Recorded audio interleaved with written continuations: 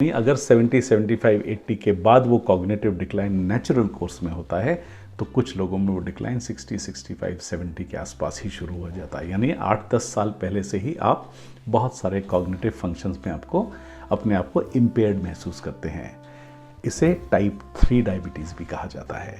और बढ़े हुए इंसुलिन के लेवल्स ये इंश्योर करते हैं कि बहुत साल जब ये बढ़े हुए होते हैं तो आपको लेटर एज में एल्जाइमर्स की प्रॉब्लम होने की संभावना बहुत ज़्यादा होती है।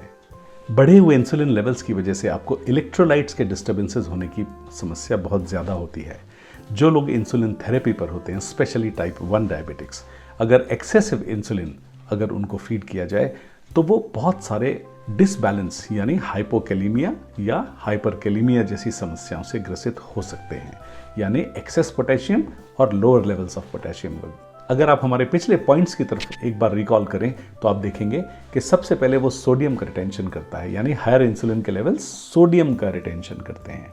और अगर साथ ही साथ वो पोटेशियम के लेवल्स में भी डिस्टर्बेंस कॉज करना शुरू कर दें तो आपके इलेक्ट्रोलाइट्स की जो ओवरऑल प्रोफाइल है उसमें बहुत ही डिसबैलेंस होता है, जिसकी वजह से आपको इवन कार्डियक इश्यूज़ का सामना करना पड़ता है, आपके नर्व कंडक्शन में दिक्कत होती है और आपके इवन सेल्यूलर मेटाबॉलिज्म में बहुत सारा डिस्टर्बेंस पैदा होता है।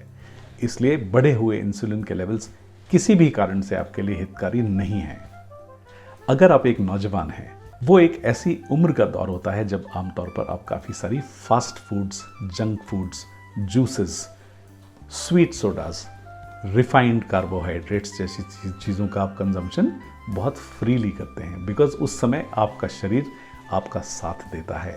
और ये ओवर कॉन्फिडेंस उस एज में ग्रेजुअली आपको उस तरफ शंट करने लगता है जहाँ पर आप किसी ऐसी समस्या का शिकार होना शुरू होते हैं।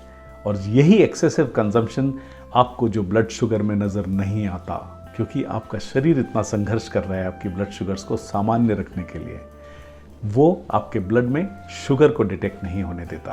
आप किसी भी पैथोलॉजी में टेस्ट कराएंगे, हो सकता है आपको 30, 32, 35, 38 साल तक ब्लड शुगर आए ही नहीं, लेकिन आपके इंसुलिन लेवल्स इतने बढ़े हुए लेवल पर रहें कि आपको इसका पता भी नहीं लगे। बहुत कॉमनली ये देखा जाता है कि आमतौर पे यंग फीमेल्स में PCOS और PCOD जैसी चीज़ों का भी direct correlation higher insulin level से होता है। इस उम्र में खास तौर पर आपको इस समस्या से बहुत संभल के रहने की आवश्यकता है। यदि आप इस उम्र में अगर आप में वो चेतना आ जाए कि बढ़े हुए इंसुलिन लेवल्स आपको आगे आने वाले समय में बहुत बीमार कर सकते हैं, तो आपको संभलने के लिए ये बहुत अच्छा मौका है।